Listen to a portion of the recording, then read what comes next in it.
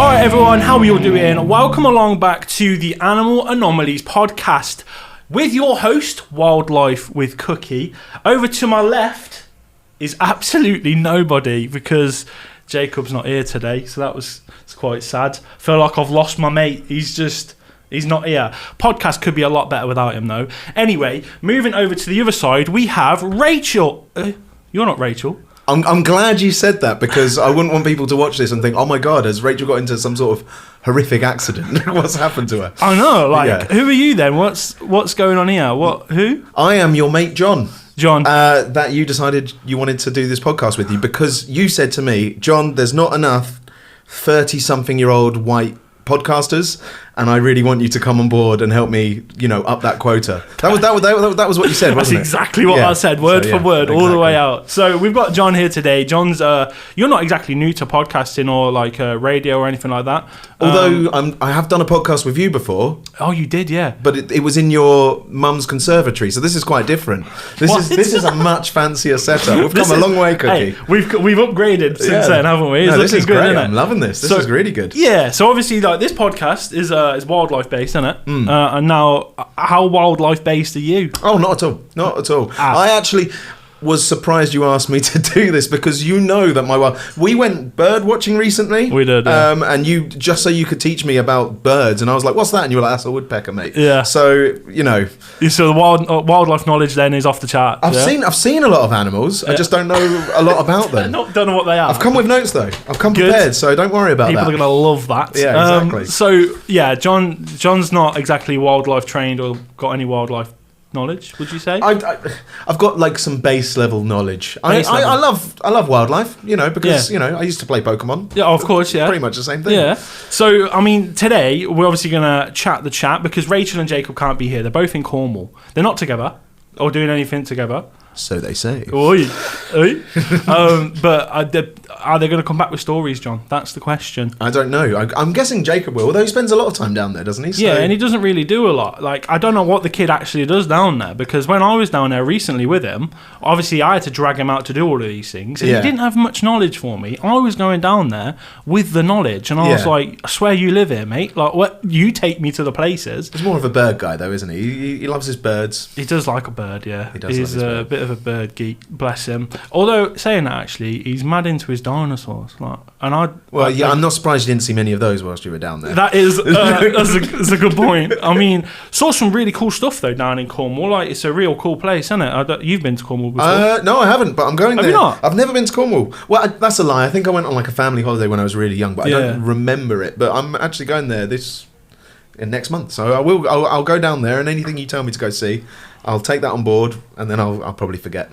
I'll go tell you to see some adders and stuff. Would you want to do that? That's good. Yeah, I'd go see some adders. Snakes and that. Flipping the corrugated iron. I've seen you do that. Yeah, you know what to do now, I know innit? what to do, exactly. Flip that over and we've got ourselves a snake. Before we get into it though, this podcast is sponsored by MPB. MPB is the largest global platform to buy, sell and trade used photography and videography equipment. It is a fantastic platform which you can find yourself some DSLR cameras, some drones, some action cameras, whatever you need to go and be creative, MPB will have it there just for you. Get yourself over to MPB. But anyway, back to the podcast. So let's get to know you a little bit. Go on. Because I think are we classing you as a guest? Am I saying guest, or are we just saying like one of those like co-hosts that come in every now and then? Are you offering me a job, Cookie? I very well could be. Let's see how this goes. Well, I suppose we'll look at this as like a job interview, and we'll see how well I do. Yeah, so people listening or watching can be like, is he any good? Is he not? Oh, I don't know. They've probably all got opinions already. Like, who's this annoying guy? Do you know what? Because obviously, like, with the podcast so far, we did 6 episodes, but we recorded them in a very short space of time, months ago. Yeah. And they came out like every other week or whatever.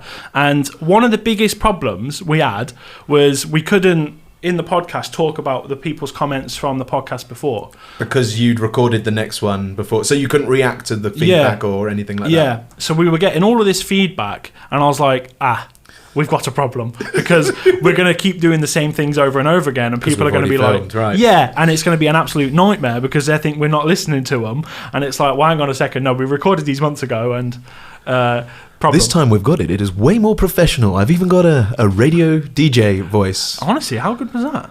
Welcome to Animal Anomalies presented by The Wild Times.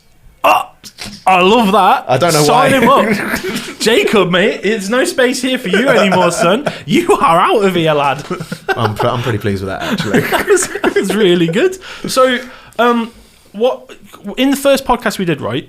Yeah. Oh, where was I going with it? Oh, I was actually going somewhere with what I was saying. Go on. But it's basically, people had a big criticism of me and the way I talk, the way it is.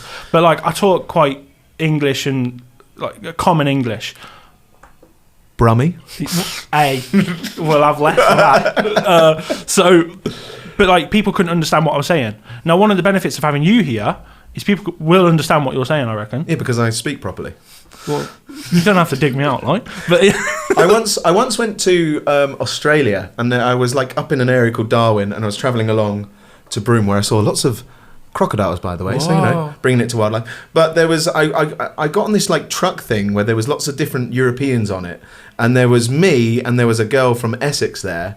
And they were saying to me, why can I understand you and I can't understand the girl from Essex? And I was just saying, there's so many regional accents in the UK. Oh, it's mad, isn't it? That they're quite hard to understand. Whereas I think I've got I don't think people can place my accent that well. So I think it's quite neutral. So it's usually good for that. Yeah, no, true. But I think it's good worldwide. Yeah. So the American listeners of the Animal Anomalies podcast are going to be like, oh, thank God. Oh, look, he says bottle of water.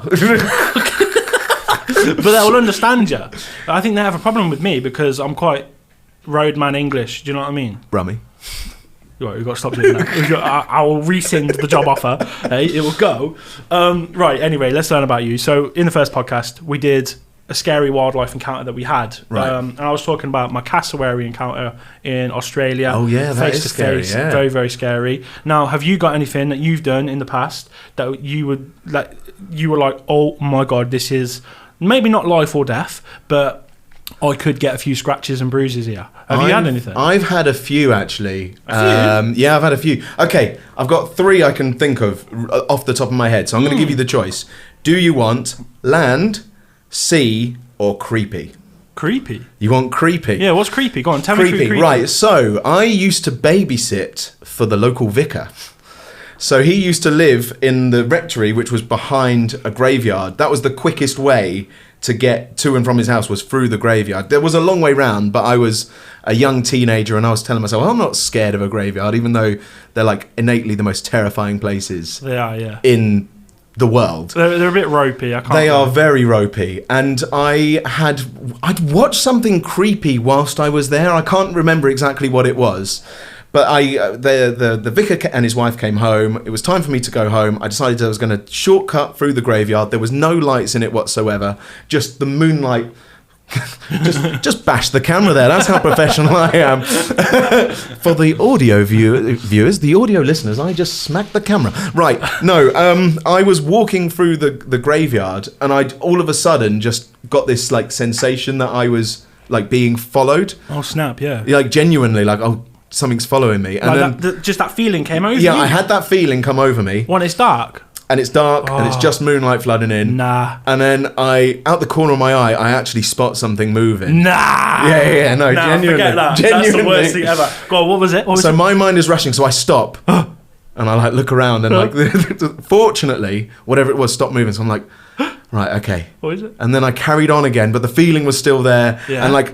And then out the side of my eye, I saw something go across the front of a grave, and I was like, no, like, this is too much. Nah. There's some. I was trying to be logical. I was like, it can't be it's a not ghost. A ghost. I don't think it's a ghost. I'm a skeptic when it comes to that sort of thing. No big cats. So there is actually in my village there was a myth of a local big cat, but that happens in every village, wasn't it? Yeah, it does. Yeah. But I was like, so it's some sort of weird creature and it's stalking me, whatever this thing is. So I move again, it moves again. I stop, it stops, and then I realise it's my shadow. It's my shadow. Are you joking? I nearly had a heart attack, and the terrifying thing that was following me was a shadow. Shadow. But I thought it was wildlife. You really wildlife. Got me going there, and I think it was going to be some sick animal flipping shadow. Like, I've got sea and land for future if you want. Yeah, all right. Yeah. Should we do one of them now? Yeah, which one? Sea or land? I want sea. Give me the ocean. Hold on though, because when you're talking about shadows, I swear there's like a cryptid or something that is like a shadow monster. I don't actually know its name, so someone in the comment section, you're gonna have to like jump in there. But I'm almost certain there's like a cryptid. I can't remember what its name is though. But like, and it like takes people in the shadows and that. So you could have been. Yeah, well, I wasn't sure what the hell was happening. But talking to cryptids, I want you to keep that in your mind because I've got something for you later on. I know you're a skeptic. Yeah, I know you're like, Oh, there's no big cats in the UK. but no, in a more Brummy way. There's no big cats in the UK. So yeah, all right, but like cryptids always get me on side though, and like I love a cryptid story. Yeah, like I'm a massive skeptic in most of these things because, like you, ghosts aren't real and all that. Do you know what I mean? And like, well, I'm a skeptic, so I believe people when they say they've seen a ghost, but I think that there's a logical explanation for it. I'm exactly the same, right? But I love the idea of cryptids. I love the stories behind them and stuff. So I'm interested to hear what you've got for me in a bit. Oh, talking of which, this is completely separate. This isn't even in my notes. But did you see that they're going to do like the biggest search of Loch Ness that they've done in like 50 years or something like that? I know the people that are doing it. Do you really? Yeah, how weird's that? That's mad. I was on the phone with the producer from the show that's doing it. Yeah. And yeah, they're really excited by it because they're doing all this like technological stuff that's like really, really advanced. Because I know a few years ago for Loch Ness and obviously the Loch Ness Monster, some university in New Zealand had come over. I think it was Canterbury University in New Zealand. They come over and they'd done all these like eDNA things. So they'd like take a sample of the water, check out all the DNA, what was in there, thinking they might be able to find some sort of anomaly. However, it turns out they just found loads of eels, and I mean, I've heard about this. It's full of eels, isn't it? And It's every just time eels, people yeah. think that they've seen something, there's a lot of suspicion that was probably just a really big eel. Yeah, exactly. But I was speaking to Forrest actually about this, Loch Ness and like cryptids and that sort of stuff, and he said something really interesting to me that I'd never really thought about. I can't remember if this was on a podcast or what, but he said that the Loch Ness Monster could be. He's not saying this is like actively it, but he was saying it could be otters swimming in a line together. So you know the Loch Ness Monster's got that shape of like in and out.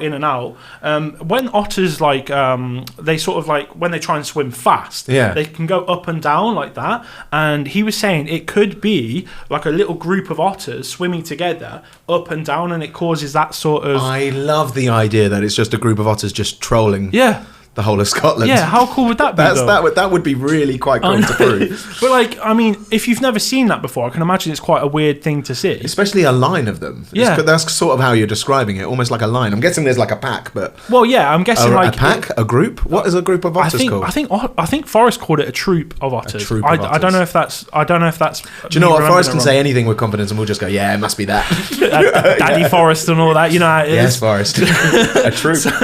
So we got the Loch Ness Monster thing, right? Right, yeah. This thing happening soon. I think it's actually this month. Yeah, I knew it was very soon. Yeah, so like they're really interested by it because they've got all this technology they're going to throw towards it, and they're obviously filming it for a show. I can't remember what the show's called, but they wanted. Not necessarily my expert opinion. That's not it. But they wanted. You're not an expert on the Loch Ness Monster. Not well. I'm an expert. You went there once, didn't you? I did. Did I see you on? No. But They got in touch and they're asking questions, this, that, and the other about this sort of thing, and it sounds really interesting. And I think like, I mean, this is one of the benefits of like cryptozoology, right? Is people will fund stuff into this, and I think it helps out on a broader scale. So like you've got all of this research and all of these technologies going into finding the Loch Ness Monster, but then really that technology can be used for other things as well, because if they're doing like eDNA and all that sort of stuff, there are things out there like, for example, the ivory-billed woodpecker, the sowler, you've got the thylacine again, you've got all of these different things that maybe you could find evidence of using these new technologies that are pumped into cryptozoology. It's quite weird, isn't it? And there's me thinking cryptozoology was just the name of that Logan Paul scam. Cryptozoology, yeah, that's a bit dodgy, isn't it? Do you know what though? That actually always like every time I hear that word, that's exactly what I think. I just think of that egg hatching scam thing, isn't it? We don't need to give that any air. No, we don't. But tell me about your second one. So talking about scary things in the water, the Loch Ness Monster. When I was 19... A bit loud, that wasn't it? It was a good time. What, you carry on. No. When I was like 19, I went to South Africa. I went backpacking, doing the classic gap year thing, and I ended up I ended up in South Africa. I ended up in Cape Town, and I saw that there was this sign for something called great white shark diving. Oh, sounds right up my street. Go on. And I was like, I was 19. I sort of didn't think about, how these practices run. I didn't do any research into it, so I appreciate now. I'm going to say this story knowing that I don't know if this was good practice or bad practice, what this company did. But went on to the trip, and we went to somewhere called Shark Alley. Right. Yeah, exactly. So, yeah, that's sounds like there's going to be a few sharks there. Yeah, there's going to be a few sharks, a few big sharks. Big great whites, yeah? Big great whites. Oh my goodness, go on then. They have this like cage which they just like dangle off the side of the boat, and the cage is sort of like half in the water, half out, and you climb down into this cage. You're in a wetsuit, and they put weights on you so that you can sink to the bottom and have a little look around. You don't have any breathing apparatus or anything like that. You just have like a face mask and what have you. So what's the cage made of? Is it just like it's steel bars? It's like a steel cage, yeah. Okay, so you're just half in, half out. You're plonked. Well, no, into like it. it's a deep enough cage that once you go in, you can be completely submerged in it, but then you can kind of like swim to the top to get out, basically. Oh, okay, yeah, okay. So like, it's quite scary then if something goes wrong. Yeah, and this place is meant to be like the best place to see great white sharks, but when we were there, it took ages for sharks to come. We could see some like fins off in the distance, but they just weren't coming close. So we were bobbing around in this water for so long that we were the only people that got to be in the cage when there was a shark encounter, because the rest of the people on the boat were gutted, but we had to leave because we were there for so long. Yeah. But we get into this. So the way that they get the sharks to come close, and this is the bit where I'm not sure if this is good practice or not, is they have some sort of like chum on a rope. And as the shark comes close, they pull the rope in so that the shark will come up close to the cage. Yeah. You're told not to stick any limbs between the bars, which makes sense. The only place that you are allowed to do it is at the back of the boat so that you can climb back out. But even then, you're not supposed to do it if there's a shark nearby, because obviously you grab a bar. Well, yeah, you get your hand bitten off or something. Lose an arm. Yeah, it's quite logical, that. Yeah.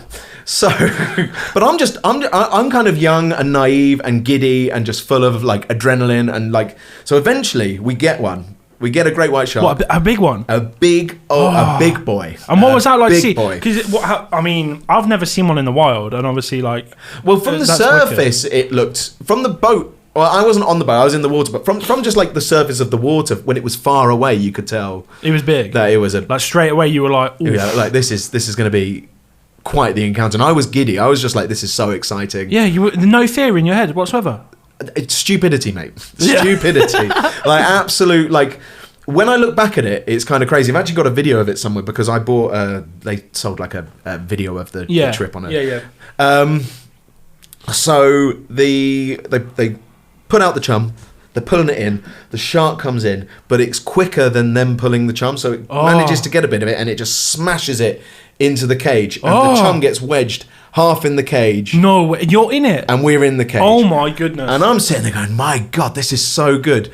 I was in there with an ex-girlfriend. You might see where she was an ex at the time, because she was like next to me. The shark was there, but she was like looking this way to try and see where the shark was. And so I tapped her on the shoulder and I pointed, and there's just like a massive open shark's mouth. Nah. She swims behind me and pushes me towards the shark. No, so, yeah.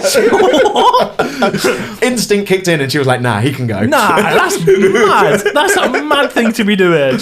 But like, so like, that is crazy though. So this shark's like hammering against the cage because the chum's stuck inside it. Hammering against the cage, and I'm thinking to myself, well, this is brilliant. This is such a good experience. And then the shark sort of grabs hold of the cage and starts to like drag it under the boat. Oh, nah. That's like full on Jaws, isn't it? That's disgusting. And then all of a sudden, the bit that you're not supposed to, that you are allowed to climb up the back, there's a shark there. There's a shark. The shark has managed to get itself behind the cage, and it's now between the boat and the cage, and it's now pushing it back out. So it goes under and pulls it under, and then goes back to push it out. And I'm like, this is incredible. This is such a good experience.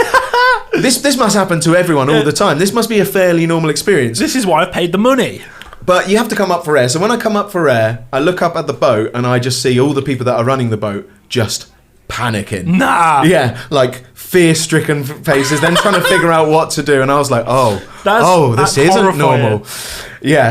That is awful though. Like, because obviously in the moment you're like, this is the Yeah, I was like, oh my god, this is so cool. Yeah, and then all of a sudden you see everyone's panic, who's like supposed to be controlling this affair, and it's like, oh, hang on a second, this isn't good, is it? So at that moment, I was fine until then, and in that moment, the fear kicked in because I was like, oh. So what did you do when the fear kicked in? Did you just stay in the boat and just in the cage and that? Or so basically, I can't remember how the shark ended up back from out behind the boat. Yeah.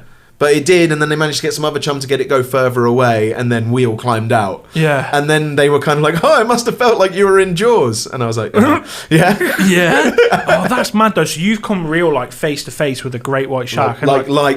And you've seen its teeth like up close and honestly, closer than we are now. Oh, that's disgusting. Yeah. Like, I don't think I'd want to do that. I can't lie. But that's a good scary encounter. But that's the sort of benefit of being a 19-year-old backpacker. You sort of don't worry about these things. You sort of don't worry about it. And now I don't think I could do it now. Do you know what? It's a better story than Rachel and Jacob gave me. What do they have? Oh, it was rubbish, boring. Rachel was said about a swan or something. I can't even remember. Swans Jacob's. are terrifying. In Cambridge, we used to have a swan. I live in Cambridge, by the way, if anyone wants to hit me up.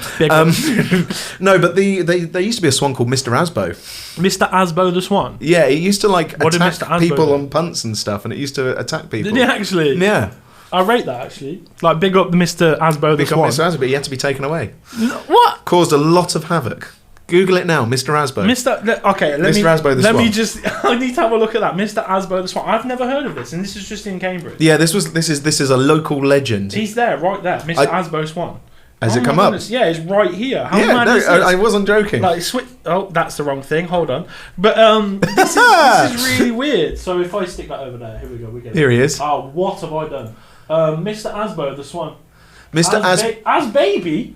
He's got another one. He's got a baby. Mr. Asbo the Swan moved from River Cam for look at the pictures. for safety of rowers. So can we see this? Let's get this over here. The top one's the best. The story of Mr. Asbo, the terror of the River Cam. Well, look at that. Look at this kayaker just getting absolutely clarted by Mr. Asbo the Swan here.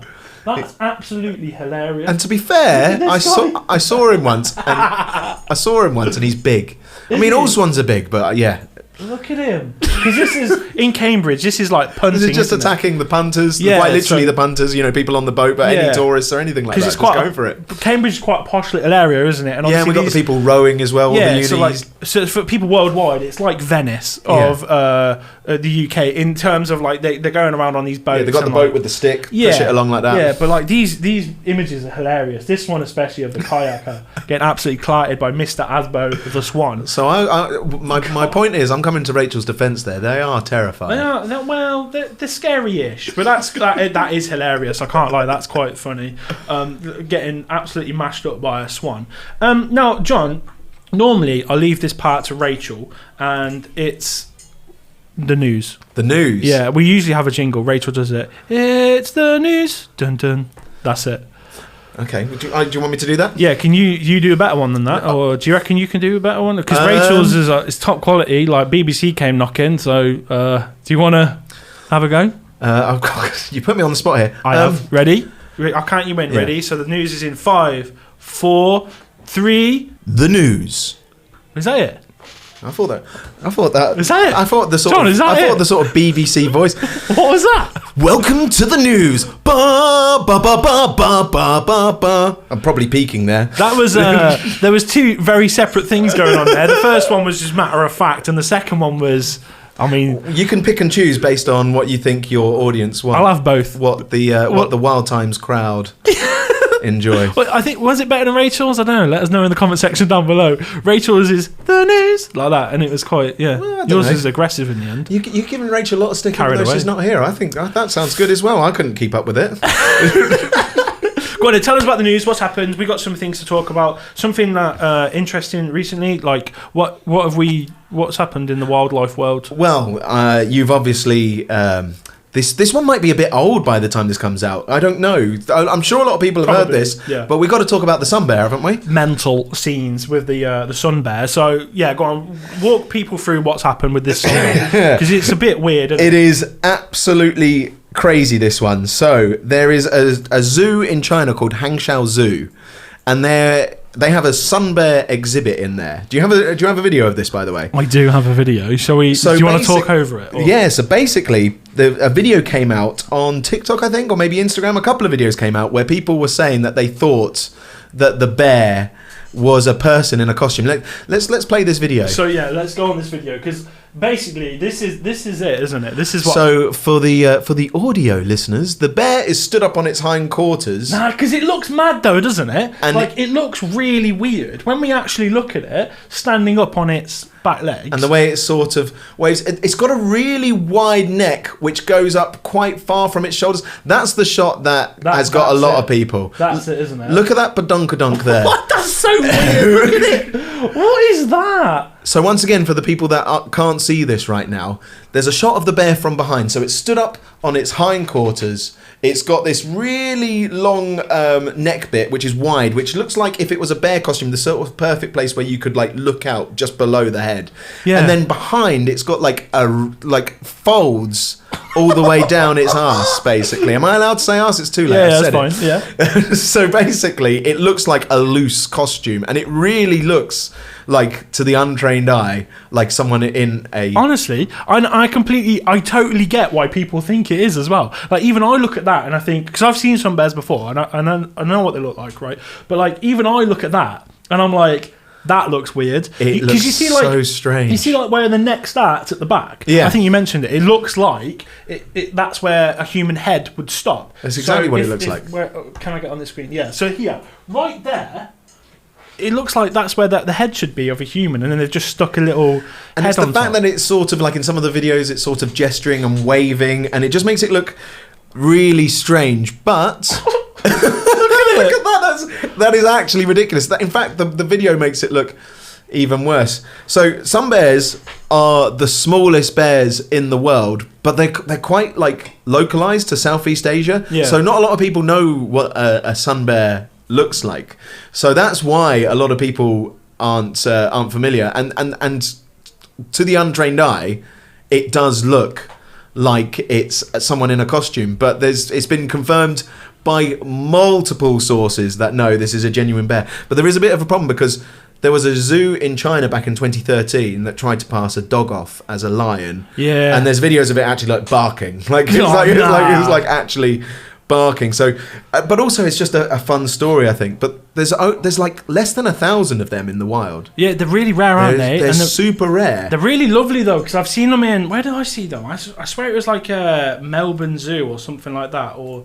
It was in Australia that I saw it, and I'm pretty sure we got them in this country at some places as well. But it's a really cool looking bear. Yeah, but they're super endangered because they sort of need big tropical forests to survive, and so that's shrinking. But also, they're like hunted because people poach them for their claws and their teeth and some of their organs for like it's like Chinese medicines. Yeah, that's sad, isn't it? But they're really cool looking. But I can definitely see from that video why people would be like, well, that ain't real. Look at it. Do you know what that particular bear was called? That bear had a name. What was its name? Angela. That's a real weird... Yeah, that's a real weird name. The reason I know that is because the zoo put out a statement as Angela. Have you heard this? No. What do you mean? Like they talked in first person? So the zoo put out a statement and it said, God. Some people thought the way I stand up looks too human, so I will stress again, I'm a sun bear. That's an official statement from Angela there. Oh so that God. sort of proves beyond any reasonable doubt that it's definitely a bear. Yeah. Like, I don't know why they thought. But more interestingly, the zoo has had a 30% increase in attendance since this has gone viral. Mate, do you know what? Like, you'll see it more and more nowadays where, like, zoos and... just anything will create these viral clips just so they get more revenue, you reckon? So, big up Angela. Yeah, big up Angela, getting all the tickets going. Like, that's mad, though, isn't it? But, like, I can definitely see why people think that was, like, a real-looking... Strange, right? Very it's proper weird, yeah. Now, don't forget the sponsor of this podcast is MPB, the largest global platform where you can buy, sell, and trade used photography and videography equipment. Whatever suits your need, get over to mpb.com, sort yourself a deal. I'm going to take you now from China. Yeah, where are we going? To the UK. Oh. But it's going to involve a moose. Are you ready for this? Oh, yes, I love moose. This is a slightly strange one. So this revolves around sort of 90s TV comic. I don't know if that's going to do him a disjustice there. Squeaky voice comic Joe Pasquale. You're familiar with Joe, yeah? I am familiar with Joe Pasquale. For anyone who's not, he voice. won the 4th I'm a Celebrity, Get Me Out of It. Wow, but he talks like this. He's got a very squeaky voice. Yeah. Basically, What's happened to Joe then? there was a headline last week. It said this: Joe Pasquale impaled in freak moose antler incident in Skegness. What? Skegness? What's going on there then? Right, so he's doing a show in Skegness. Skeggy. And it's like a prop-based show, so he's got props for all of his jokes. And some of them is this massive like moose antlers, and with lots of little prongs coming off them, like really quite big antlers. He has a joke where he holds it up to his head and he says, "I put too much moose in my hair." Love it. I'm guessing in Joe Pasquale's defence, it might be like a Tim Vine thing where when you hear loads of them quite fast, you sort of groan. I can't. You didn't deliver it very well. No, well, I don't have moose antlers because it's been proven to be a dangerous prop to have. So he holds up these big moose antlers, puts it on his head and goes, "I put too much moose in my hair." Oh, probably squeaky then now. "I put too much moose in my hair." That was a bit better. Yeah, thank you, right. So after the show, the lights go down on the stage, the curtain comes down, he can't see very well, but his props are all over the floor. And he says, "As I'm putting all my props away, I literally trip over my moose head," and then he starts to fall towards the prongs, and he genuinely thought he was going to die. Impale himself. Going to impale himself in his abdomen. Oh, man. But then he said he managed to push his torso out of harm's way and twist round onto his back, and he described it. He said it was like Tom Cruise in the Mission Impossible films. Right. Yeah. But he also said, "Seriously, I thought I was going to die." So he genuinely thought he was going to die from being impaled. Well, I can imagine, like, when you... Falling over is not fun over a certain age, right? It's not fun at any age. But, like, you know when you're a kid, you can just sort of, like graze your knee and get on with it. Yeah. As you get older, things really start to hurt. And the other thing is, when I was a kid, I never actually tripped over a moose's head. So I never fell towards the antlers either. No, that's true. Neither did I, to be fair. They're quite rare around here in the UK. You don't carry them about. But yeah, no, I think he actually got stabbed in the leg in the end. But he got like... I wrote down 11 stitches, and then I was like, no, I read 7 stitches, and then I couldn't read anywhere how many stitches it was. So he got stitches, but I couldn't tell you how much. Do you know what, that's pretty mad, though? Like, that could be quite... What a weird way to go. Like, imagine if he did cop it then. And imagine he did a show in Skegness. He had that prop just to say I had too much moose in my hair, and died because of that. Yeah, could you imagine? Like, that? What a way to go that would be. Yeah. That's a bit carnage, isn't it? That is a bit carnage. So, but I just thought it was interesting because it was like... Is a moose head the most dangerous animal in the UK? So then I researched, what do you reckon the most dangerous animal in the UK is? It's a cow.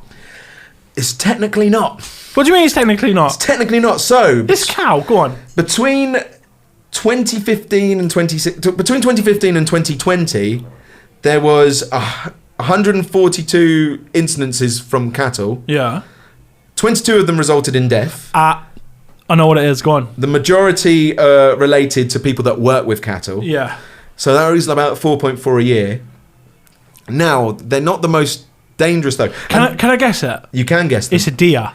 It is a deer. Do you know how I know? Do you know how I know? Because you're reading my notes? Yeah, well. No, because I was doing the research for this before on... what was I doing it for? I can't remember, but I was doing this research before, and obviously cows was the highest sort of like conflict between humans face to face. Yeah. Right? But then... I'm ruining your whole thing. No, you go for it. It said deer actually indirectly are the biggest causes of death for people in this country, like when it comes to like roads and stuff, because they're running in front of cars, get smashed by a car, and it causes big crashes and all That's sorts. exactly it. They cause 50,000 road accidents a year. That's mental. Yeah. 50,000 just in the UK. So deer are the most, and they're probably all small deers like muntjacs and things like that as well that cause that. So yeah, that is actually the most dangerous. Yeah, that's weird, isn't it, when you think about it? But like, it makes total sense. But it's just like, it's so weird when you say deer and people are like. But also, there's now been one moose-related injury in the UK this year, and the moose wasn't even alive. Yeah, that's pretty crazy, isn't it? Yeah, that is. Do you crazy. know, I saw something really cool, which I'm gonna have to get up on the laptop. From now, you guys listening, watching might know this person. Well, you should know this person.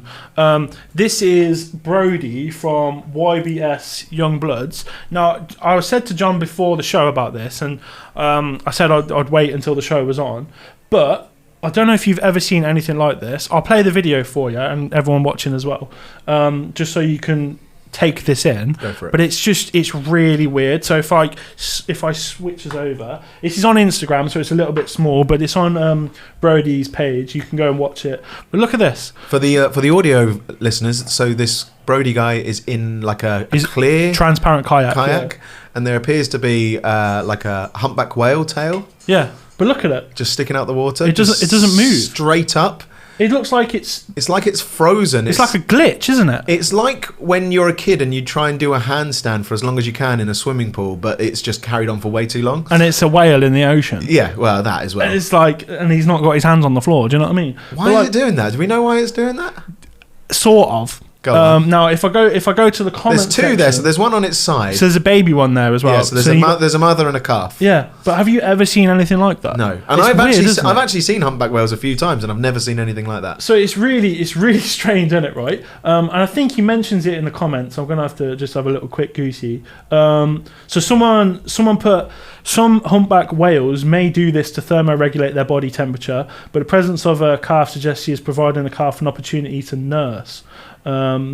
Yeah, so then there's like other things to go along with it as well. But I'm pretty sure he mentioned it on TikTok, or someone had commented on TikTok as well, so I've seen it on both. But it's something to do with like a whale trying to cool down or something. Okay. Now that's kind of what that says. Yeah. And I was like, I have never seen that, but everyone was like raving about it, saying how rare that is to see. Like, it's so strange. So I lived in Sydney for a year. And there was cool. We'll just chuck that out there. Yeah. But there's the humpback whales migrate past the coast there, so you could just if you stood on the coast for long enough, you could see whales jumping out and breaching, or you could see their blows. But I never saw anything like that, and I spent ages looking out. Right, it's weird, isn't it? That's crazy. And like this guy Brody, obviously, like people watching will know who he is.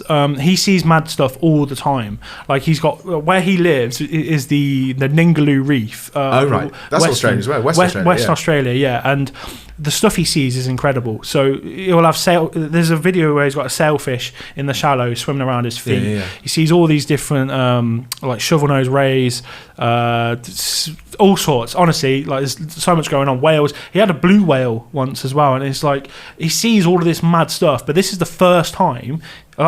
Sea snakes as well, venomous sea snakes. He will just like get in the water with them, tiger sharks, everything.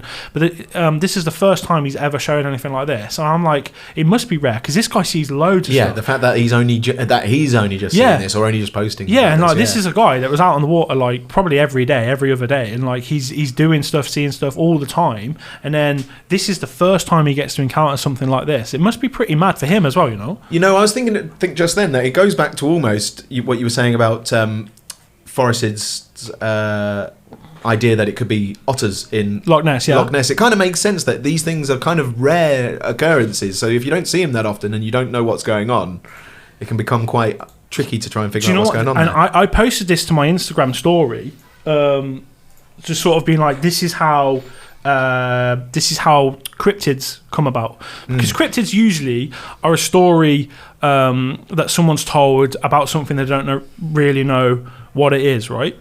And I would accredit Bigfoot to being a grizzly bear on its back feet or something like that. And then when I see something like this of a whale tail just sticking out of the ocean, not moving, I'm like, surely that someone like if someone who doesn't know sees that, they're gonna make up a story. Oh my god, I saw a kraken. Do you know what I mean, or something like that? Hang on, Mr. Skeptic, Mr. Oh, I've got all the answers, Mr. Oh, there's no big cats in the UK, and I don't believe in anything. Come on now, mate.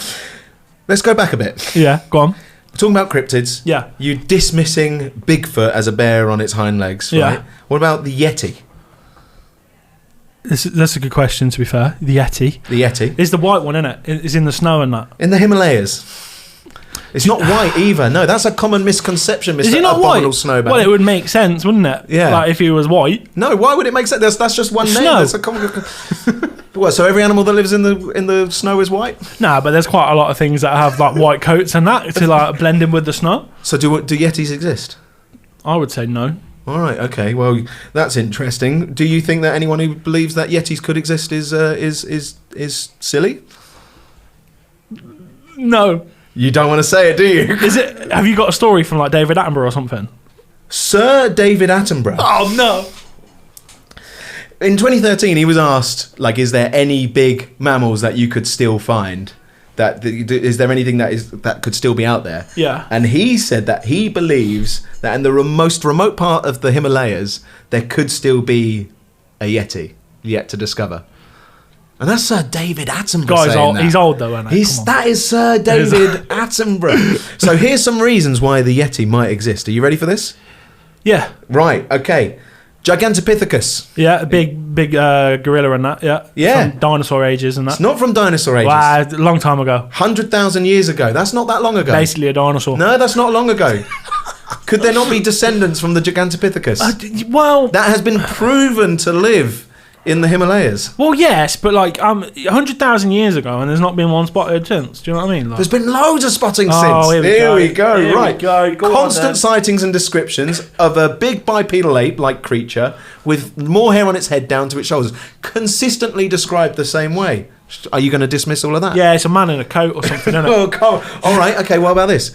In the Kingdom of Bhutan, there is 750 kilometers square area of conservation area, which is to protect Yetis. It's known as Bigfoot Valley. What? It's a wildlife sanctuary for the protection of Yetis in Bhutan. Is that real? Yeah, that is absolutely real.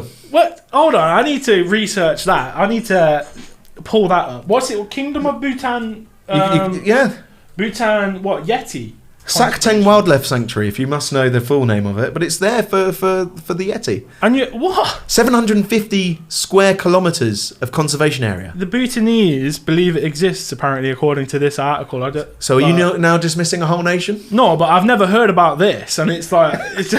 What? This is really weird. And what about the fact that most of the Himalayas are just completely unexplored? Yeah, but you'll see footprints in the snow, innit? And that's what I'm a bit They do see footprints in the snow. Footprints in the snow is tricky, though, because if you see a footprint in the snow and it's massive, it could also be because of melt. Right, okay. So I'm on an article here. I don't actually know what the article... I don't know. It's some website, but it says, "Why do we believe that the Yeti exists?" And it's saying about there are multiple reasons that we believe the Yeti exists. The first reason is the arrogance of the human race to think we know everything, and then to support the case. Until 1905, the West thought our national animal takin was the golden ram or a unicorn. That's a bit mad, isn't it? Right, yeah. So I've gone completely down a rabbit hole with this because I discovered another podcast. Am I allowed to promote another podcast on this podcast? Yeah, go for it. There was a podcast called Yeti, and there's an explorer called Andrew Benfield, and he's got a skeptical friend called Richard Horsey. Yeah. And they're basically going out to try and see if the Yeti exists. Now, surprisingly, I don't want to ruin the podcast for anyone. They don't find a Yeti. Oh. But it does end on a bit of a cliffhanger, so I would recommend listening to some people for that particular podcast. Well, but it's got me thinking about Yetis a lot and whether or not I can convince you that some sort of cryptid does exist. I'm open-minded to it. Yeah, whereas you seem closed off. I think more or less I'm closed off because I think something that big in today's climate with all the video cameras and stuff like that and just people being able to see things. I think you're overestimating how many video cameras are in the Himalayas. Well, there is that, I suppose, and there are other places around the world where there are animals that we know are here that we can't see.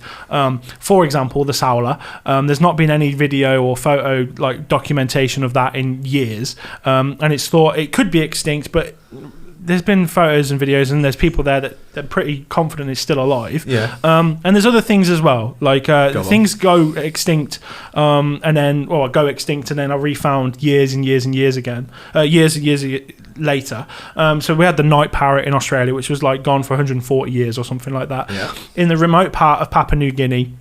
It is one of the islands. I can't remember what the island's called, but I spoke to the guy who did this trip to this island. I can't remember the island's name. That's really annoying. The fella's called Jordan Borsma. Mm-hmm. He works for Cornell Lab of Ornithology. Real big, into his stuff in Papua New Guinea and East Australia, usually with fairy wrens. He's a really cool guy, and he told me this story about how they went out to rediscover I've forgotten the name of it. Oh Christ, it's a bird. I've forgotten the name of it. Just some rare bird. Just say a rare bird. Black-naped pheasant pigeon. Oh, of course. There we go. So this pheasant pigeon, not been seen in 140 years, or never ever photographed or videoed ever. It's been documented in certain books and stuff and like drawn, but never ever documented, video, photographed. Yeah. And last year they went out to Papua New Guinea. Jordan Borsma went out with his crew and a fellow called Doka, who was like a Papua New Guinean, and they went to this place and they found it. And this thing has not been seen like to Western science well over 140 years. And this is the problem. Western science think that they have all the answers. Maybe they don't.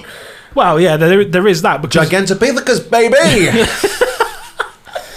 so, I mean, I don't know, but like a bird that's quite small that was being seen by like the people that live there. Yeah, but Papua New Guinea's small. The Himalayas is massive. Yeah, well, I don't know. I don't see how a big, massive man is like walking about it. Do you know what I mean? Well, it doesn't matter because I have now come up with a game because of this. Oh, go on, then. We got games. Yeah, I've got a game. I didn't know if you wanted me to prepare. Yeah, we'll do the game. I've come with notes, and then you were kind of surprised I had notes, but I've got notes. No, we'll do it. We'll do the game because normally we do the guessing animal noise, but there's only two of us, so it's a bit and I don't know any animals. Well, it would work if there was another person here, but it's going to be rubbish if we do it like that. So you've got a game that we can play. I think this will work because did you like Pokemon when you grew up? Flipping loved Generation 1 Pokemon. Generation 1, right? So I've got a good knowledge of, say, the first maybe 3 or 4 generations. Geek. And then it completely drops off, right? Yeah. So I'm 1 and that's it. So I've created a game called Yeti or Pokemon. Put a little graphic on there, yeah? Yeah, it's going to say Yeti or Pokemon, and then as I'm doing the there'll be like some sort of animation there, yeah? Yeti or Pokemon? Yeti or Pokemon. Right. I'm going to say... So basically, there's lots of different types of Yeti in... what do you mean there's lots of different types of Yeti? In Tibetan culture, they've got lots of different types of Yeti. Hold on, I thought we were just going with one. No, you're telling me there's all lots. different names for Yeti. Oh my goodness, what do you mean? So I have got names of different types of Yeti. Yeah. Or different names for Yetis. And you have to tell me if I'm going to say a name out loud, and you have to tell me if the name I say out loud is a name for a Yeti or if it's a Pokemon. Later generation only. Right. Later generation. Later generation. I am not going to know it. So that we don't have a clue. Yeah, okay, cool. All right, go on then. Right, let's go. I am going to mispronounce all of these. I'm going to upset Yeti fans and Pokemon fans. Oh, good. Everyone's getting offended. Yeah. Go on then, let's go. What's this game then? Yeti or Pokemon. Jesus Christ. It's kind of like the...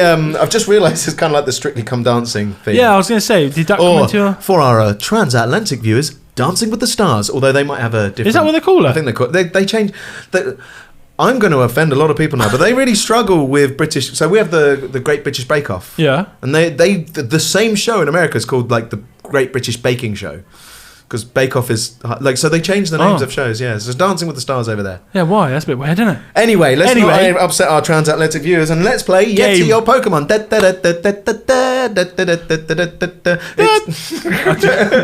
Right. Yeah. Mineshao, Yeti or Pokemon? Wait, what? What was that? Mineshao, Yeti or Pokemon? Is that a name that the Tibetan culture uses for a Yeti? Or is it a Pokemon? Mineshao. Mineshao. Mineshao. Shao. It sounds like a bit at the end from that region of where the Yeti could not exist, but you know what I mean. Our ignorance is going to come through here, isn't it? Mineshao it sounds like a Yeti. It doesn't sound like, because a Pokemon is usually a mashup of words, and it looks like. Do you know what I mean? So Mineshao. If you said mine shell, it would be something that's got pickaxes for claws and then a shell on the back. Do you know what I mean? Yeah, that's exactly what. That's what Pokemon is, isn't it? Yeah, like a water rock type. Yeah, exactly. This sounds like an actual. I'm going to go Yeti. It sounds like it could. It sounds like Yeti more than a Pokemon. What is it? Mineshao is a fighting type Pokemon. No, you're joking. No, I'm not. Absolutely not. What does it look like? Wait, should I get this on the thing? I should. Yeah, you should do that. And whilst you're getting it up, I'm going to tell you another one. Go on, then. Pawmots. Sorry? Pawmots. Pawmot? Pawmots. No L. Pawmot. It's just one word, but Pawmots. I don't know. Pawmots. Are you? What's going on here? Are you having a stroke? I don't know what you're saying. Pawmots. How do I spell the other one? What? M-I-E-N. Oh God. M-I-E-N. Yeah. S-H-A. I got it. Yeah. Wait. So let me have a look at Pawmots. Is the other one? Yeah, but you haven't given me an answer yet. You can't start googling it. I'm trying to get the pictures. I've done it again. There you go. Mineshow. So this thing here, there we go. Fighting Pokemon. Fighting Pokemon. Look at that. It's a freaky looking thing, isn't it? Yeah. Isn't it? He's a bit fruity looking, isn't it? I still reckon a Yeti would beat it in a fight. Yeah. I was almost certain that was actually a Yeti thing. I'm not going to lie, Cookie. This was going to be a nice, quick game here. Oh, sorry. We're still on the bloody Mineshow. I just wanted to see what it looked like, you know? Right, go on. Yeah, go on. What was the second one? Plops. What was his name? Pormot. Does it sound like a Pormot? I'm trying to think. Does it sound like a? I'm trying like you know what I mean with the Pokemon logic. Yeah, yeah. No, it doesn't. That one doesn't sound like a Pokemon. That one because I don't know. It could be. I'm gonna go Yeti again. What's your answer? A Pormot is an electric fighting type Pokemon. Oh my god, really? Yeah, you're not doing good at this. No. It's a shame no one else is here because I could have had you compete against someone. How do I spell this one? Pawmot. Pormot. Electric fighting type. Oh, he's quite cool looking actually. Quite like the look of him. He's all right, isn't it? Look at that one there. Well, I haven't got it. Hold on. How you keep doing it like that? I don't know. There we go.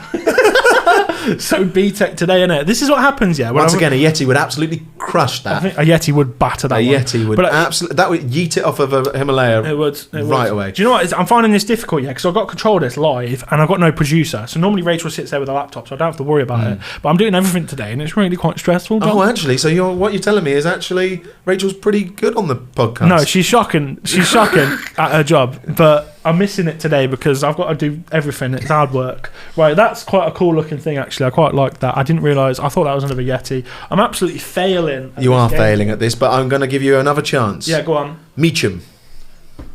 What? Meacham. I can spell these for you if it helps. Meacham. Michum. It could be Michum, I guess. I'm going to say Meacham. No, because that one does sound like a Pokemon. That one there, I would. Don't Google it. But that one does sound like very Pokemon-like, isn't it? Maybe it's a Pokemon then. I'm going to go for Pokemon. It's a Yeti, mate. Oh my god! This is the worst game ever. It's like a Yeti but smaller. How do I Mitchum, like that? Michum. Right, I've got loads of I've got roll-on deodorants on them. That's not right, is it? So, right, okay. You're struggling with this. Yeah, so this one's a Yeti, so I actually don't need a picture of this one because we know what it looks like. Yeah. Well, there might be some Tibetan folklore which is how people draw it. How do I spell it then? No, you're fine. Let's go for the next one. Almas. Almas. Almas. Almas. Almas. I would say for this one sounds like it could be a Pokemon because it could be a mass is like more in like Eastern European. It's like no mass. He's actually trying to apply some logic here. Yeah, so all mass would be all more, right? Or something like that. I guess so, yeah. I guess. So I'm going to say that's a Pokemon. Oh, you are so bad at this game. That's a Yeti. It's Mongolian and it translates as wild man. Are you joking? I'm 0 for 4. I've literally got so many of these, but I feel like this is getting embarrassing now. Let's try and do a couple more, yeah? Yeah. This is really hard. Go on. Hard game. Drampa. That's got to be a Pokemon. Drampa. Yeah, it's got to be a Pokemon. You're right. It's a normal dragon Pokemon. Get in there. I'll have that. Are we going to try and get you? No, that's it. I won. Right, okay, I've won. We'll leave it there. I've won. And that was Yeti or Pokemon. That's really. That's the exit theme. Was it a bit excessive? Do you reckon? No. That was the exit theme. Yeah. Yeah, you got to know it. It gives you a bit more time to get the credits in there. Right. I thought that was good. Yeah. No, Yeti that or was actually a Pokemon? really hard game. Like people playing it who if people are playing along. Yeah, fair play if you got any of them because that was well hard. Like I thought that was really quite difficult. So fair play, good game. Thank you. That's good. You brought a good game there. Well, yeah, but I mean, there's load more, so we can carry on the game next week if you want. Sound. You've done more than Rachel and Jacob combined. So I think they're not here in their defence. I'm gonna have to chop them. I reckon. have I got the job? I think so. All right. What Okay. does everyone else think? So, shall we keep him? But the thing is this will come out before you've recorded the next podcast. After you've recorded. Maybe actually, or maybe not. We'll find out. Maybe I'll wait until the feedback and everyone's like, "He's a dickhead. Get rid of him." Oh, trust me. I bring annoying energy. I once put out a video. Where someone said, "Why do I just want to punch this guy in the face?" Oh, that's a bit harsh. Yeah, That's a bit out of order. To be fair, I had quite a few reasons why that might be the case. So. Bless you, man. Recently, the internet's cruel. It is a bit of a cruel place. People online are just like, I'm just going to write this crappy thing. Bit out of order, isn't it? But we get it on this podcast a lot. Just be nicer. That's because you're bad. People can't understand your Brummie accent. That's what they. I'm sick of this. I might just chop you for that. We'll get someone else. I'm sick of this. Oh my god. Right. Anyway, I was in Cornwall recently. Go on. Relatively recently, anyway. And I was looking for cool animals, looking for really cool things. The show's called Anomalies, presented by the Wild Times, sponsored by MPB. And I sort of go looking for things that shouldn't be in the UK. Right? Like a Yeti. Yes. Bigfoots and all that. So we down in Cornwall, I was with Jacob, and we were looking for this, that and the other. And we came across like a few different cool things, but one in particular I really wanted to see. Go for it. Stick insects. You like that? I actually got quite a lot of time for this, yeah. I once used to... I house sat for someone when I was young, and they had my family did, and they had stick insects in there. Oh, and I became really interested in them. Yeah, that's cool. Yeah. So they're wild in the UK. Yeah, I didn't. For anyone who didn't know, yeah. In Cornwall? They shouldn't be. Yeah. Is that the only place they are in the UK? Pretty much. So basically, the UK has no native stick insects. Like they shouldn't be here. No way. Yeah. Right. We've just evolved to not have them, but. Since like 1909 or 1919, shipments... They're two very different years. Oh, you just mean between those years? Yeah, or something like that. No, it was either this year or this year. I can't remember the first one, all right, John. Okay. This is why I have paper, but I got slagged off for having paper once, so I didn't bring it again. I've brought paper. Yeah. You're new, though, innit? People anti-paper. Yeah, because I was reading... It's professional. I know. I was reading facts off the paper and I got slagged off. People will complain about anything. Yeah. Stop looking at your screen. Stop reading paper. Yeah, basically, that's what we have to do. Although now I'm making out like it's the audience's fault. It's not. No. The audience, we love you. I mean, to be fair, I'm indifferent. I might not have a job next week, but, he loves you. Yeah. So... in Cornwall, and it's like 1909 to 1919, one of those dates. I can't remember, okay? Leave me alone. Just a decade. Yeah, Go on, carry on. The first batch of these stick insects had made it over to the UK. Right. Now, they came to the UK from New Zealand, and it was a part of shipments containing plants or like trees and all that sort of stuff coming over for like these garden centres to sell, like exotic plants and trees. And they first like stuck themselves to these and come over. 1909 or 1919, they found themselves down in the southwest of England, so Cornwall. Paignton, I think, is the first place, which is Devon. And the Isles of Scilly as well. So there's like three main populations that have arisen, and there's three different types. Right. So you've got the unarmed stick insect, you've got the smooth stick insect, and you've got the prickly stick insect. Hey, one of them's good at chatting people up, and one of them's gets its back up quite quickly. Right. Yeah. Yeah. So went looking for the prickly ones. The prickly stick insects, right? You're a prickly guy. Yeah, it is like pretty cool looking things. So we travelled down to Falmouth, looked around, didn't see any. Travelled over to a place called St. Mawes, and this is really interesting because they've sort of, because of the Gulf Stream that hits that part of the country, they've managed to survive, because they shouldn't really be able to survive a frost. It's quite a warm part of the country though down there. But Scilly in particular looks like it's tropical, like a completely different place. Yeah, it's weird, isn't it? Yeah. So these stick insects, they shouldn't be able to survive in the UK, but down on that side, so if you chucked them in Kent, they wouldn't survive. But if you chucked them on the southwest, the Gulf Stream warms them enough that they don't experience frost as harsh as they would anywhere else around the UK. Right. Now, there's this one place in particular in St. Mawes where these stick insects have been for a very long time now. So a fella who lived in this like gardens, sort of like had his own like Riviera gardens. He created his own like exotic garden. Right, got and it. He was like, right, I want to stick stuff in here that I really like. So he went over to the Isles of Scilly. He realised they had stick insects in this garden centre, so he decided to bring some trees and stuff and ferns back to where his place was in St. Mawes in Cornwall, right. And he stuck them in there, and these stick insects have been there since like the 1940s, ever since. So it's like 70 years later or something, like 1960s, I can't remember. I suppose they don't have any main predators down there? Birds, I guess? I think birds would be the main threat. Yeah. Yeah, like a bird just picking them off. But it's a stick insect. You can't see them. They're really difficult to spot. So we went down there, and it's now called Lamoran Gardens, right? It's been like someone bought it 40, 50 years ago. Right. Lovely fella. We were chatting to him and just sort of asking him questions about his like stick insects, what they're doing here, what's happened, this, that, and the other. And one thing I found really interesting while we were talking about it, he obviously like bought the place, he'd extended it, created loads of different things, but he was talking about he's now created his own microclimate down there. So this garden, and the story he was telling was mad, because this garden he's got, and where it's placed with the Gulf Stream and all that sort of stuff, it got to like -10 in that part of Cornwall. He went to this ferry and it was -10. Right. He'd left his place in his Riviera Gardens, like his big exotic gardens, and it was 3 degrees. How mad is that? Shorts and t-shirt weather. Honestly, his garden was What is this for tropical. Fahrenheit for our transatlantic views? Because you're doing Absolutely this all in... no idea. We do it in the proper one. The proper one? Yeah, Celsius. I think we came up with Fahrenheit, mate. Did we? Yeah, I think so. We changed it for a good reason, though, innit? I don't think we did come up with Fahrenheit. I just said that. Zero's freezing, for anyone that doesn't understand. And stick insects wouldn't be able to survive in freezing temperatures. For long. So, but this garden's a microclimate within itself, and it's managed to keep these stick insects alive.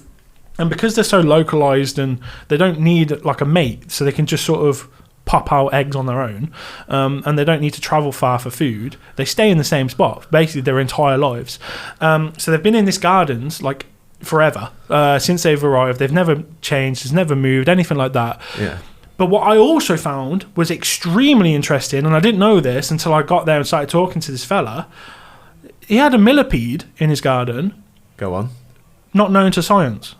Oh, right. Just a complete... Anomaly. To science. An anomaly, a world anomaly. A world anomaly, like never before documented, never before seen. And that's crazy. Is it because of that just weird climate? So I think, and this is... Because he must have got it from somewhere. Exactly. So basically, you can only find this millipede as of like now that we know about in his garden. In this Lamoran Gardens in St. Mawes in Cornwall. It's the only place that we know about. Now, like people went to this gardens to like do surveys and like see what was what in the gardens, and they went along with a net into some like bark on the floor and like just sort of try and scoop things up, and they found one of these millipedes. So they took it, they went away, they were like, can we take this? And he said yeah. They took it away, they came back and they were like, we don't know what this is. We've asked everybody around the world, like millipede enthusiasts and like experts, we don't know what this millipede is. So we think it's a first. We think it's new to science. Do you want to name it? What did he go for? He went for his name. What was his name again? His name's Dudley.Is surname is Dudley Cook. So he had like a double barrel. So this stick insect's got like a Latin first name, and then like a Dudley Cook sort of. I don't know the second, but it's got like a double barrel surname. Yeah. So it's like something Dudley Cookorium or something like that, right? Oh right. How cool is that though? Having his name as an animal. Do you know, like, it might have just. I don't know. Do insects evolve quicker? Because I remember reading ages ago about like there's in Manhattan. There's a certain, like a couple of blocks where they've got an ant which is completely unique to that area, and they reckon it's because it's survived off of like junk food and you know rubbish and stuff, and it's sort of evolved to be it's just weirdly there's like a Manhattan ant. I don't know actually. So maybe insects. Yeah, so because I'm bringing something to the. Do you know what? I am bringing something to the table, aren't I? Bringing the stories and that. Yeah, there's I'm telling you, sacking Rachel off. Rachel, if you're listening, Rachel, we need a producer, mate. So I don't know about that. Someone with more knowledge listening or watching, please let us know if that's the case. I think there's a unique ant to Manhattan, and if there isn't, sack me. So the millipede has to have come from somewhere else. It can't have come from the UK. So basically this garden, you've got to think about this garden. It's got trees and shrubs and plants from all over the world, and I think what they've sort of like deduced from this is there are millipedes in New Zealand that are undiscovered, essentially, because a lot of this stuff has come from New Zealand, and they did like a DNA sample of this millipede, and it matched stuff from out there. So they were like, okay, it must be from New Zealand. we've never found it before until we found it in this garden in the UK. That's How so weird strange, yeah. So cool, to isn't it? discover something native to New Zealand in the UK for the first time. Yeah, how crazy is that? And obviously he gets to name it as well, and he's put his own name in there, and I think that's amazing. But not only has he got stick insects that shouldn't be in the UK, and they've been in his garden ever since. Yeah. They've also got a millipede not known to science. That's how mad. weird! It's crazy, isn't it? But is it's so crazy. cool though, right? That's really cool. Yeah, and obviously I found stick insects and did a little video, but no one cares about that. Like the No, millipede. no. You've made stick insects kind of interesting. Yeah, Kind of. Yeah, No, I'm joking. But I thought it was really sort of interesting. Right? No, it is, And, definitely, yeah. But one of the things people wouldn't know about it. Well, why would they? Yeah, it's mad. Cool though, isn't it? Yeah, it's really cool. Yeah, but for some reason they wouldn't know about it. Anyway, I just wanted to tell that story because I thought it was really interesting. That is an interesting story, yeah. Because one of the things I get slagged off for is not being able to bring interesting I mean, to be fair, knowledge. I talked about Gigantopithecus and a Yeti, and you talked about a bug. But it's also probably not a bug. That I'm going to get slated for that. People will love it though. I reckon. Yeah. I reckon. Hopefully, anyway. No, it's good stuff. We got. It sounds like you're just trying to promote a YouTube video, but fine. Well, there's a bit of that. If you want to see the video, it's on my YouTube channel. You can head over there. Great, that'd be great. Yeah. Fair enough, yeah. But that was a bit of a serious topic we just had. Because it's been quite a laugh and a joke, right? Yeah, well, that was quite serious. I can't tell what we're meant to do. I've got whiplash from how serious that became. Well, we're going back to the laughs and the jokes. Here Okay. So we've decided to. Oh, is this the thing you text me about? Yeah, I've got notes on that. I've got things. You got here. notes? Yeah, I've thought quite a lot about what I want to do here. Well, I'm winging it. So Okay. basically, we're going to create the perfect fighting animal, and now we need the audience to decide whose fighting animal is going to be the winner when they fight against each other. Got ya. So I'm going to have an animal. Yeah. You're going to have an animal. Yep. It's not going to be tiger versus elephant. No. So we're going to. What I messaged you was 5 different things. You said 5. Yeah. Yeah, 5 different things. So it's got to have a head, a body, legs, and then two things. No. What do you mean no? I have not done that at all. Well, that's what I told you to do. You didn't say head and things. No, I did. You just It's said written here, John. You just said 5. I've just come up with 5 different things that my animal has to have. I haven't specified. I haven't gone it needs this head and this whatever. Head, body, legs, and then 2 things you can stick onto it. Like you can stick some arms on it. No, or well, wings or I've not something. done that. So you're just flipping gonna have heck. to. You're just gonna have to. You're just gonna have to take my word Right, for it. This is, good. Okay, this so is gonna be anyway, good. perfect fighting animal, or just mine versus yours. Mine versus yours. And then the audience can pick whose animal was the best, whose concoction was the best one. Yeah, right? which one's gonna win in a fight? Mine. Which is mine. No.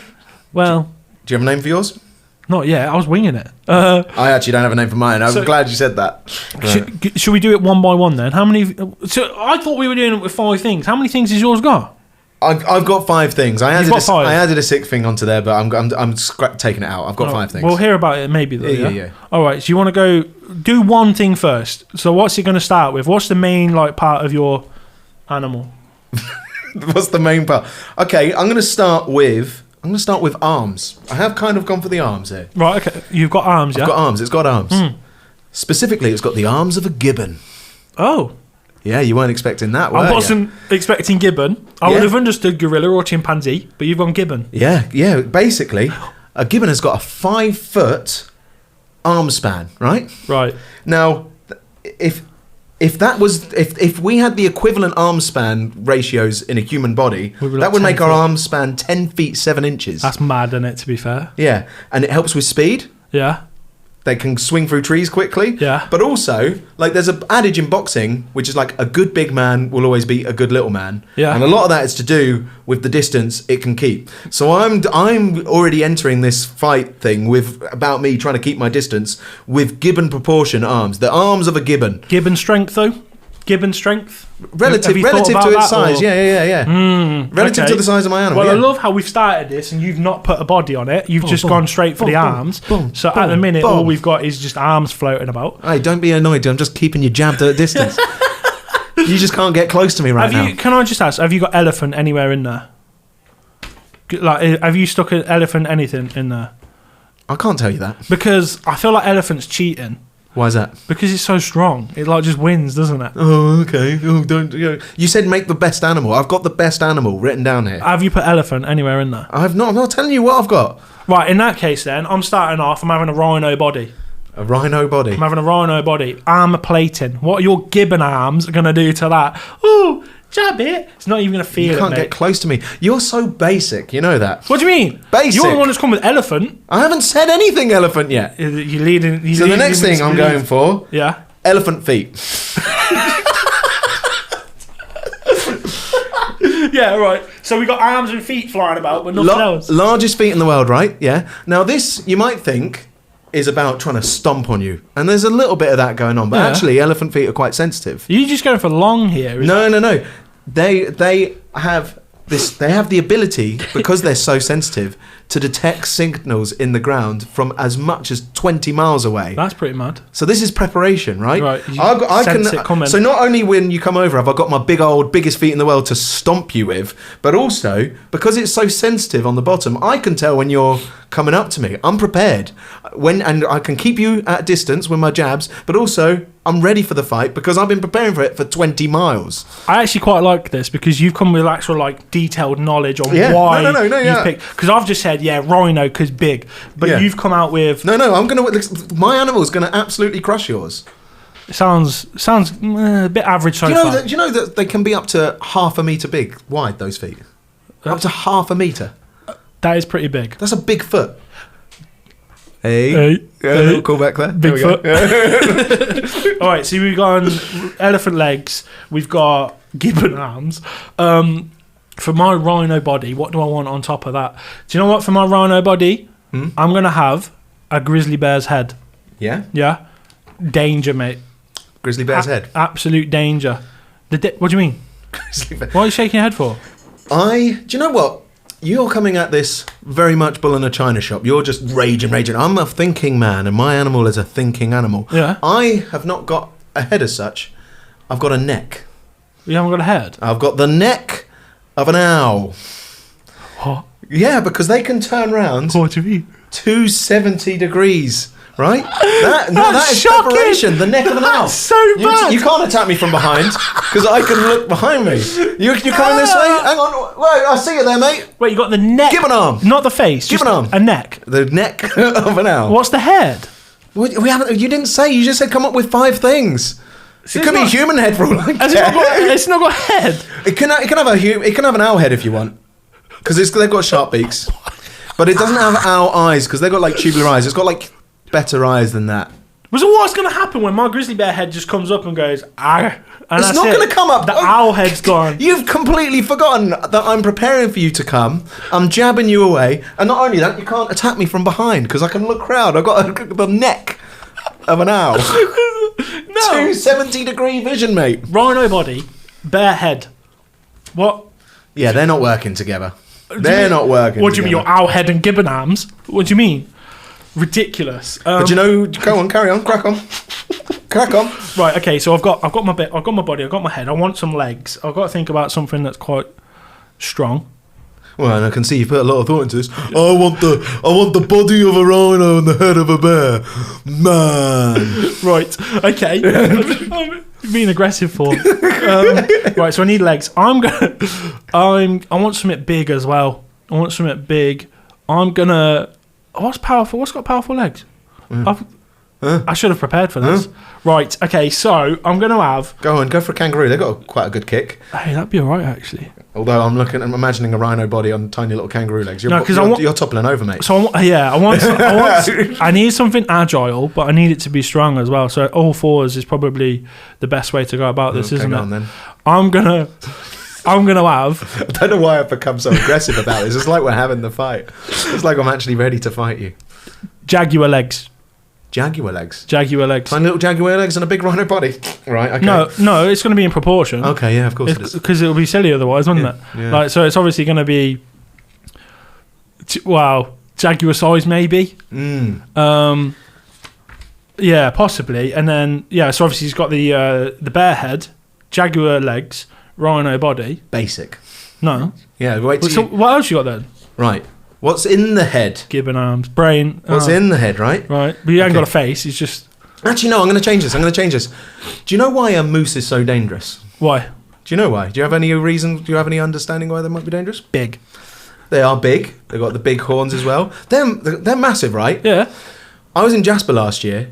and Nice. I was with a lady who was like showing us wildlife, and she was showing us this massive moose, and she said one of the reasons why they're so dangerous is because yes, they're that big, but their brain is tiny. It's the size of a walnut, she said. I googled this, she's probably wrong, it's more like a tennis ball, but if you consider the size of a moose, that is a very small brain. Now you might be thinking, well, why is that a good thing in the ultimate fighting animal? Are you going to put the brain of a moose in there? Yes, I am, because the reason it makes moose so dangerous is because they're erratic and they're wild. They don't even know what they're going to do. When they charge, the reason moose are so dangerous is because you cannot predict what they're going to do, because they do not know what they're going to do. So in my animal, I'm going to put the brain of a moose. It's complete wild card, right? It's prepared for you. It knows you're coming. It can jab you away, but you're not going to be able to fight it because it doesn't even know what it's going to do. No, because I think the logic's a bit skewed here. Because no, absolutely not. Yeah, you come with gibbon arms. You're saying you're gonna jab it. It can. If it hasn't got the brain to do it, it's not going to jab it. And he's saying they've got sensitive feet. He's not going to understand what the feet are doing, are they? Like, what? No. It's going to be a little pea brain going on. A moose understands what its foot's doing. It just doesn't know what it's going to do next, which I think brings the element of surprise to a fight. I just think it's a bit all over the place, to be honest. Mate. Right, absolutely not. All right, I'm happy with this. Yeah, okay. I'm happy with this. Good. So I'm having that as a shocker. The brain of a moose. It's awful. That's really bad. Wild card. If I don't know what I'm going to do, there's no way you can prepare for it in a fight. Right, I'm having a kangaroo tail. That's good, isn't it? It's all right. Yeah. Yeah, it is good. That that's pretty good. Because it'll stand there and fight.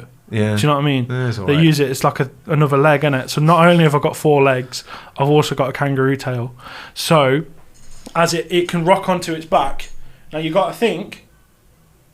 I've got jaguar legs. Yeah. Powerful. I've got a rhino body, defense, and I've got a grizzly bear's head, all on the back of a kangaroo tail. You think about that in a fight, 1v1, standing up. What's your gibbon arm going to do to it? Nothing. It's going to do. It's going to. First of all, it's going to surprise you. Pea brain.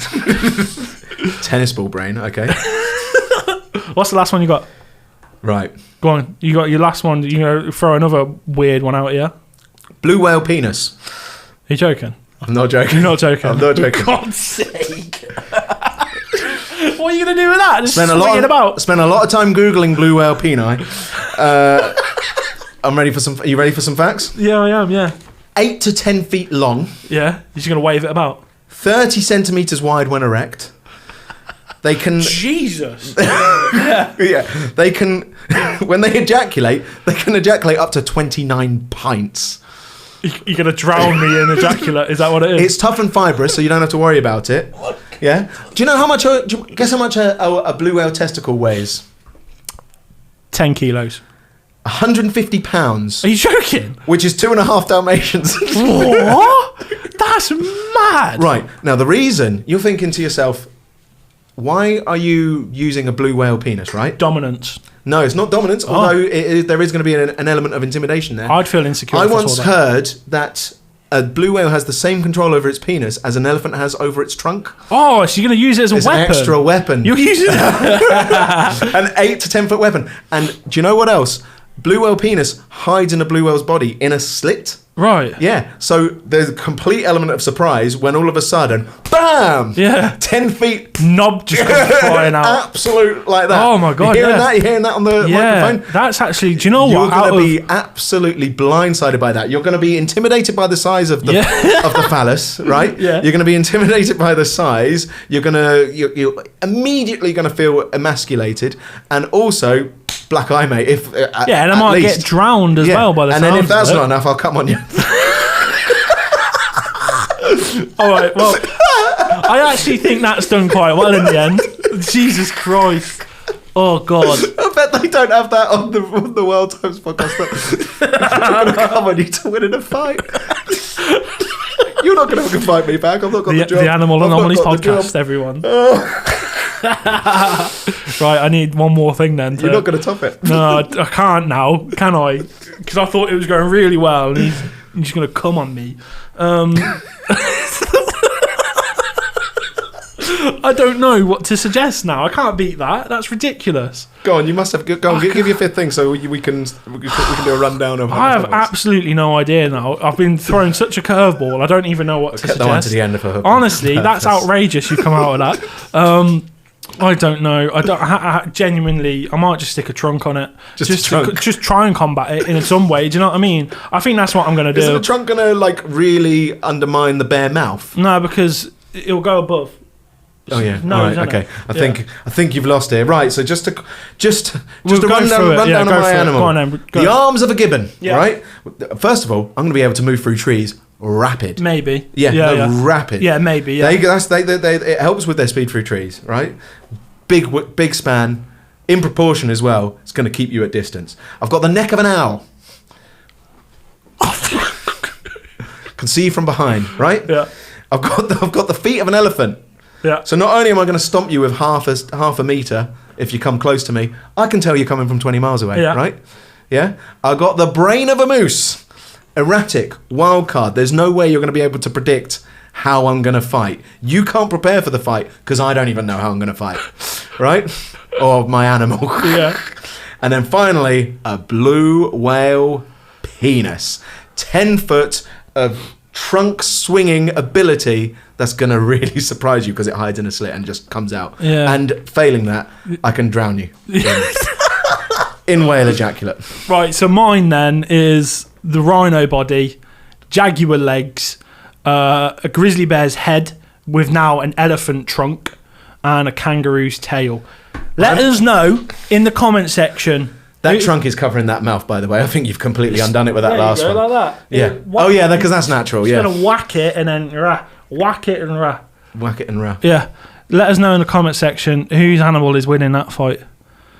Because it's that'll be a battle for the ages. They're going to hate us, by the way. Yeah. There's no way. There's no way people are sitting there going, I can't wait till next week. Yeah.